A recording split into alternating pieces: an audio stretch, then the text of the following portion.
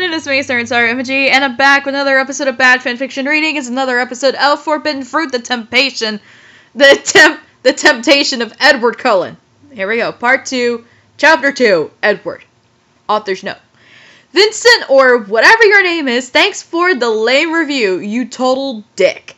No one is making you read this fic. If you don't like it, then leave.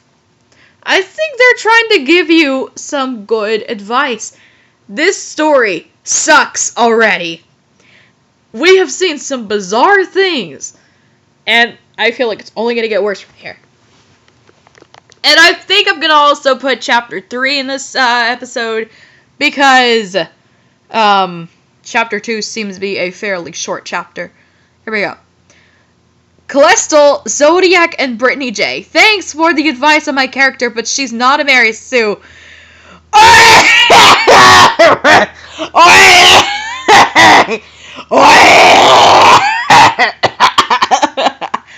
Good job, but your character is definitely 100% a Mary Sue. She's not perfect. Look, she has anger problems. She looks the way she does for a reason. I will explain it the way as the story goes on. Chapter 2. Edward.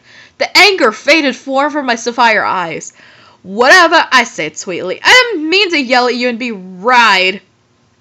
Thou too beautiful for that, he said, and for once I didn't feel like crack chopping. The guy just paid me a compliment. Instead, I just smiled. I'm Edward Cullen, he murmured. Who are thee? That was the Shakespearean not the Shakespearean talk, Edward! Yo, I'm dead!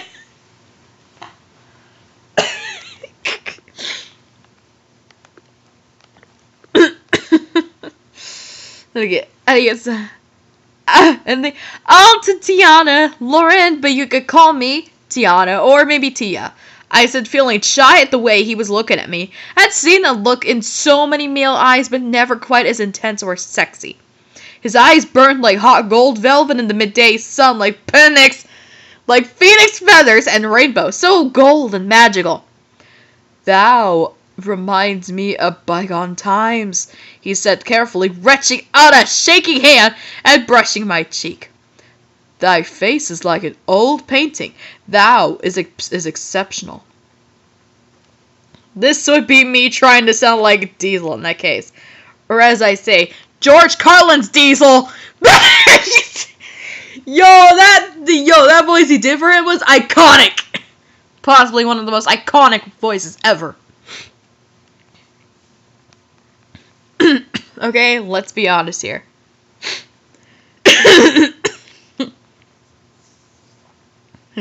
Thy face is like an old painting. That was exception. Oh, okay, I already read that.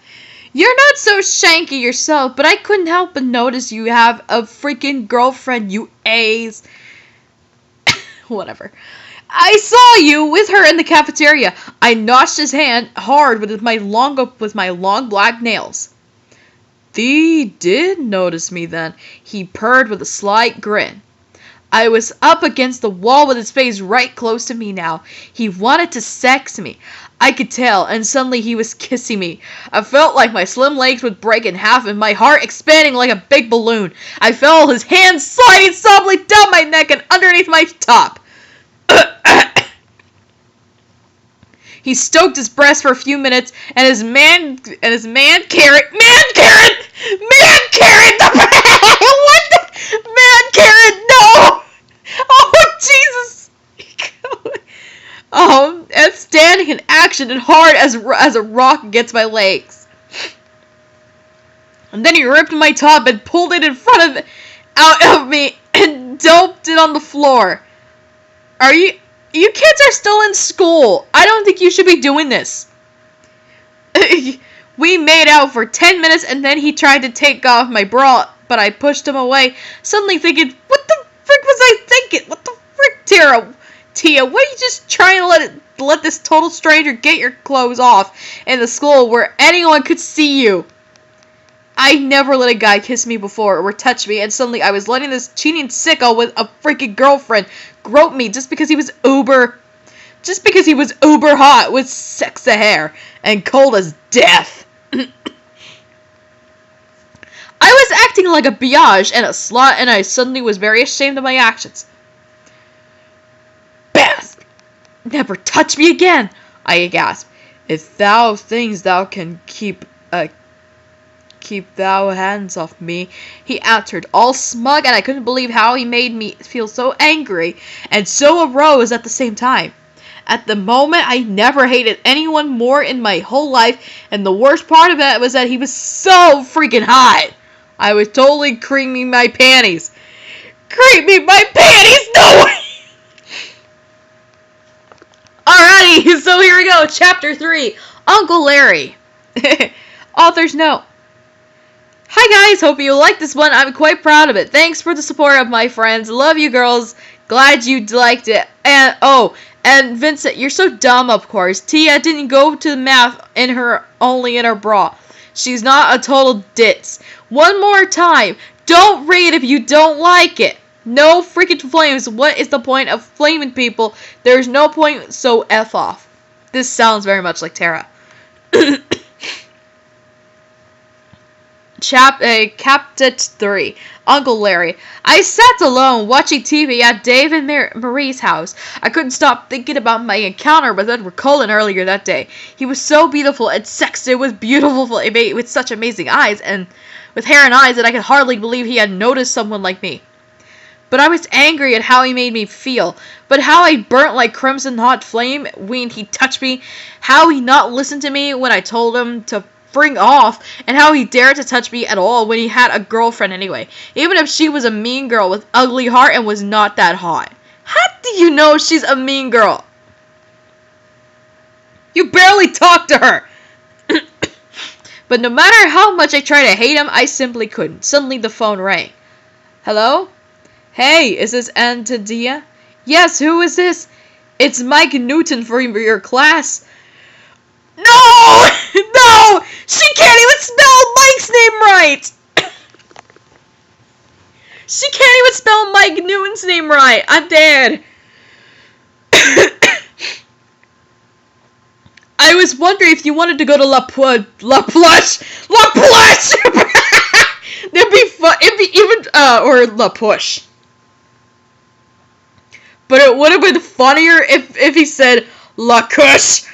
Remember that Kush thing? Remember that Kush thing that's supposed to, put it in your rack? Girls, when you put it in your rack before you go to sleep? And then you're supposed to keep it in there while you sleep?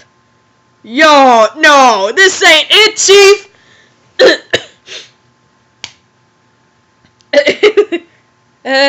With me tomorrow night? Maybe there's a party on the beach with the whole crowd and us going. And I thought you seemed really nice, so I thought maybe you wanted to meet my date, please. You haven't even met Mike! How? You haven't even met this dude! Why? Oh my god. Aren't you the guy who hangs out with all the pathetic cheerleaders and stuff? I asked. Nothing, girl. Oh my god. Why? You mean Bella and Jessica's gang?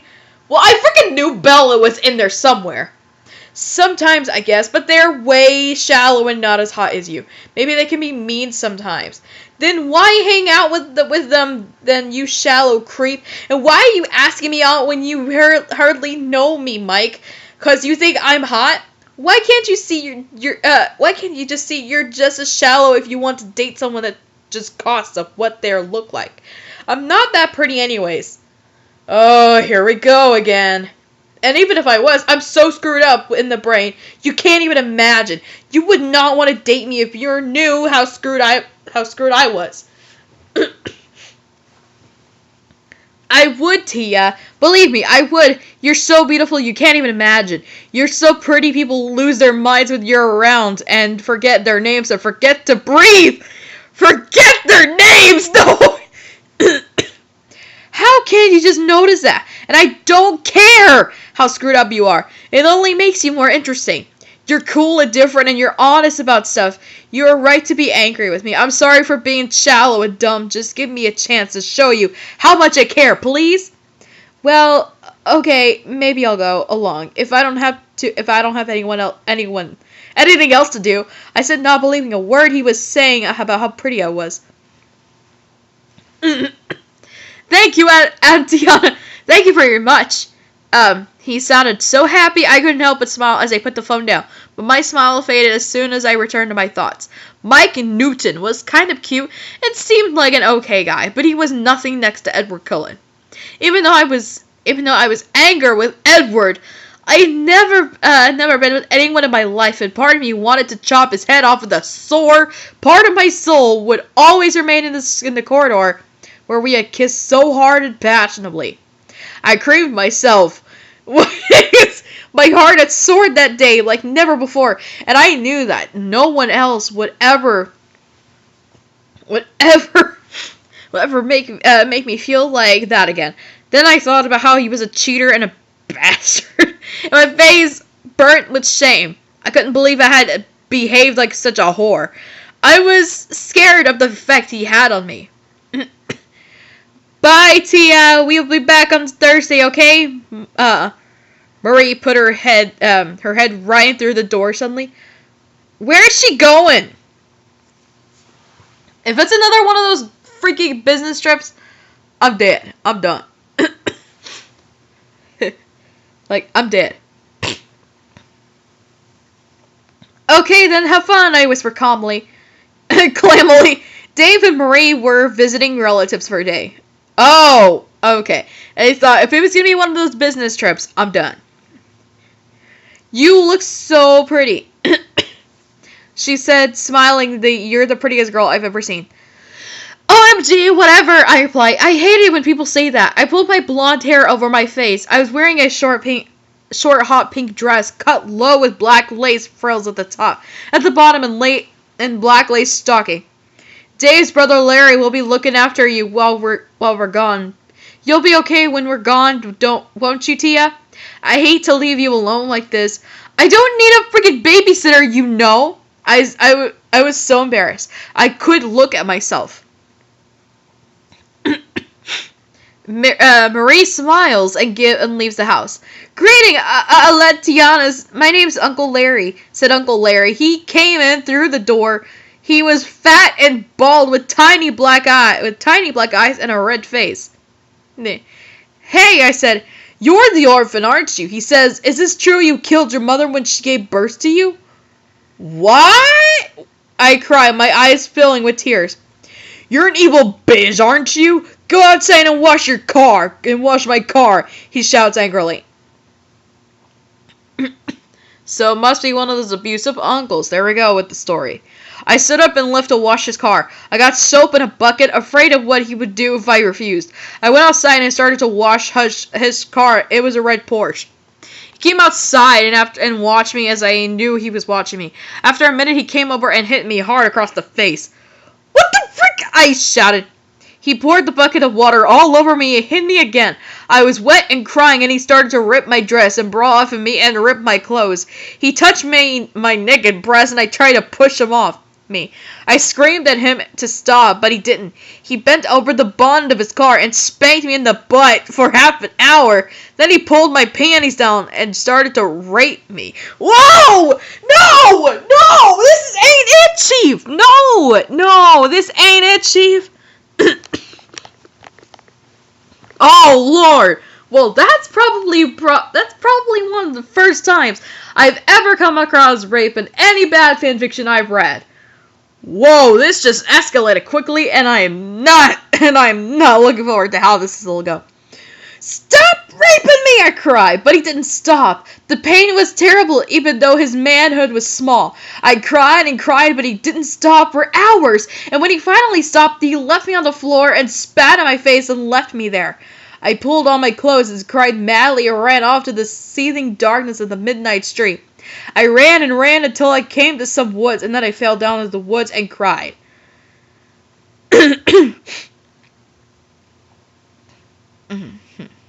Suddenly, a blast of white light exploded in head, and my mark on my hand burned like a flame. I closed my eyes and saw the face of a tall white man looking over me with no expression.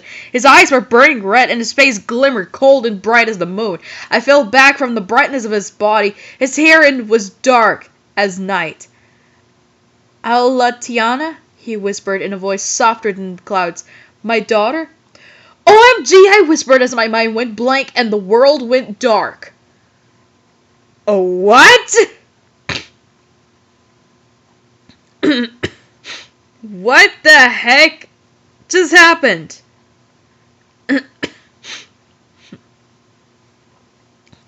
Just what the heck, y'all?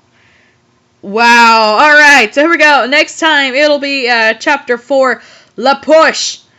And yeah, this looks like a fairly decent sized chapter, so